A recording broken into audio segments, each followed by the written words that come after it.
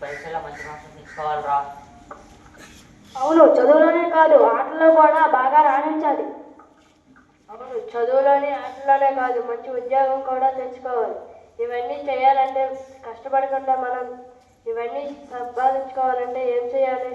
ఏదైనా మార్గం ఆలోచించండి. ముందుగా మనం అమ్మ నాన్న దగ్గరికి వెళ్ళి అడుగుదాం పదండ్రా. పదండి. నమస్కారం. ఏం పిల్లలు ఎలా వచ్చారు? మాకు ఒక సమస్య వచ్చింది, దానికి వేరే పరిష్కారం చెప్పాలి. ఏమిటా సమస్య? మేము కష్టపడకుండా చదువుకొని పరీక్షల్లో మంచి మార్కులు తెచ్చుకోవాలంటే ఏం చేయాలి? అలాగే కష్టపడకుండా చదువులోనే కాదు ఆటల్లో కూడా బాగా రాణించాలంటే ఏం చేయాలి? అలాగే చదువులోనే ఆటల్లోనే కాదు కష్టపడకుండా మంచి ఉద్యోగం ఎలా తెచ్చుకోవాలి? నాయన, నీ కష్టపడకుండా అన్నీ కావాలంటే అది ఎలా సాధ్యం పిల్లలు? నాకు తెలిసి ఇప్పటి వరకు ఎవరూ కష్టపడకుండా ఏదీ సాధించలేదు. మేము కూడా కష్టపడుతూనే మీకోసం మీ భవిష్యత్తు కోసం తోడ్పడుతున్నాం. కానీ మీ ప్రశ్నల కొరకు మా దగ్గర సమాధానం లేదు. మీకు సమాధానం కావాలంటే మీ గురువుని అడగండి. అలాగమ్మా, అడగండిరా. అమ్మ నాన్న చెప్పినట్టుగా మనం గురువుగారి దగ్గరికి వెళ్ళకుండా మనం కోరికలు తీర్చుకోవడానికి ఇంకేదైనా మార్గం ఉంది ఆలోచిద్దాం. ఒక మార్గం ఉంది. ఏంటది? మనం అమ్మ నాన్నగా చెప్పినట్లుగా గురువు గారి దగ్గరికి వెళ్ళకుండా మనం దేవునికి తపస్సు చేసి మనం దేవుని కోరికలు అడుగుదాం. దేవుడు మన కోరికలు తీరుస్తాడు. అలాగే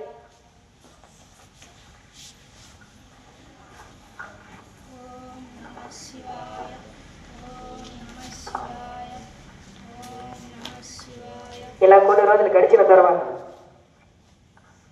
అన్నయ్య, మనం ఇలా తపస్సు చేసి ఎన్నో రోజులు అయింది, కానీ భగవంతుడికి ప్రత్యక్షం అవ్వలేదు, మన కోరికలు తీర్చలేదు. ఇప్పుడు ఏం చేద్దాం? నువ్వు చెప్పింది నిజమే. మనం అమ్మ నాన్నగా చెప్పినట్లుగా గురువు గారి దగ్గరికి వెళ్ళి మన సమస్యలకు పరిష్కారం అడుగుదాం. పదండి వెళ్దాం. నమస్కారం నాయన. ఏమి నాయన ఇలా వచ్చారు? మాకు ఒక సమస్య వచ్చింది గురువుగారు, దానికి వేరే పరిష్కారం చెప్పాలి. ఏ సమస్య నాయన? కష్టపడకుండా మంచిగా చదువుకున్న పరీక్షల్లో మార్కులు తెచ్చుకోవాలి గురువుగారు. అలాగే కష్టపడకుండా ఆటల్లో రాణించాలంటే ఏం చేయాలి గురువు గారు? అలాగే కష్టపడకుండా చదువులోనే ఆటల్లోనే కాదు మంచి ఉద్యోగం ఎలా తెచ్చుకోవాలి గురువు గారు? ఓహో, మీరు కష్టపడకుండా ఇవన్నీ సంపాదించేస్తున్నారా? సరే, నేను ఒక పరీక్ష పెడతాను, సరేనా? అలాగే గురువు గారు.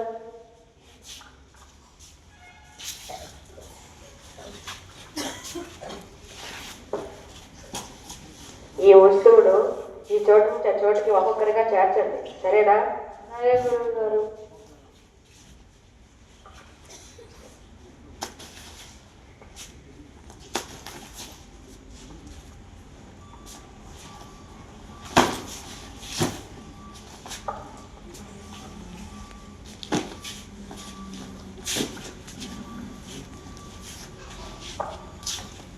నాయన, నేను చెప్పిన పరీక్ష పూర్తి చేశారా? చేశాను గురువు గారు. మీకు ఏమనిపించింది నాయన? చాలా కష్టపడుతుంది గురువు గారు. ఇప్పుడు అర్థమైందా నాయన?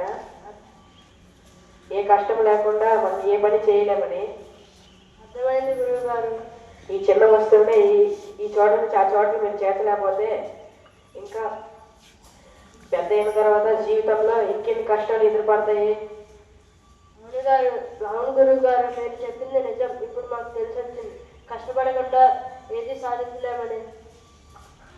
మా కష్టాన్ని నమ్ముకొని మా జీవితాన్ని సాధిస్తాం. సరే నాయన.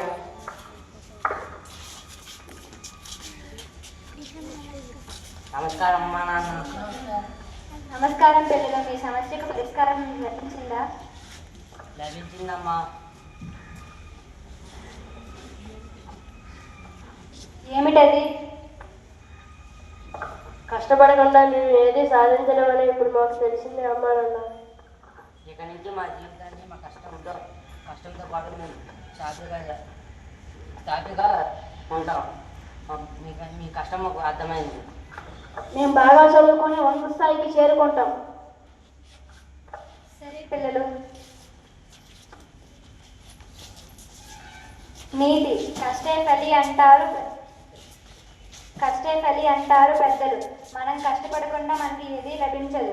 కష్టపడితేనే ఫలితం వస్తుంది. అదృష్టాన్ని నమ్ముకొనో లేక ఇతరులు నమ్ముకొనో మనం ఏది సాధించలేం. కష్టపడితేనే మంచి ఫలితం వస్తుంది. తల్లిదండ్రులు గురువులు చెప్పిన మాట విని కష్టించి మంచి స్థానాలకు చేరుకోవాలి. ధన్యవాదాలు.